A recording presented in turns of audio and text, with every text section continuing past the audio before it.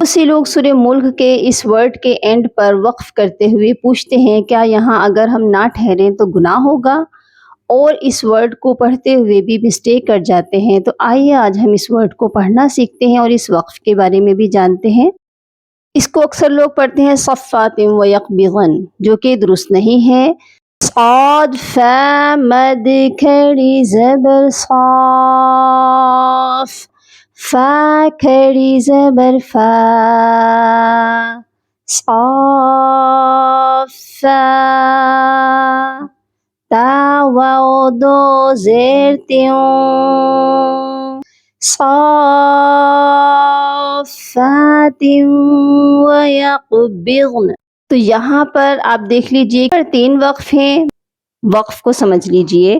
طوئیں کا مطلب ہے وقف مطلق، ٹھیک ہے۔ اس کے بعد ہے میم کا وقف، وقف لازم۔ وقف لازم کا مطلب ہے کہ ہم نے یہاں پر لازمی وقف کرنا ہے۔ وقف منزل کا مطلب ہے حضرت جبرائیل علیہ السلام نے بھی یہاں پر وقف کیا، اور وقف غفران کا مطلب ہے کہ آپ صلی اللہ علیہ وآلہ وسلم نے بھی یہاں پر وقف کیا، اسی لیے ہمیں بھی یہاں پر وقف لازمی کرنا چاہیے۔ صافات و یقبضن۔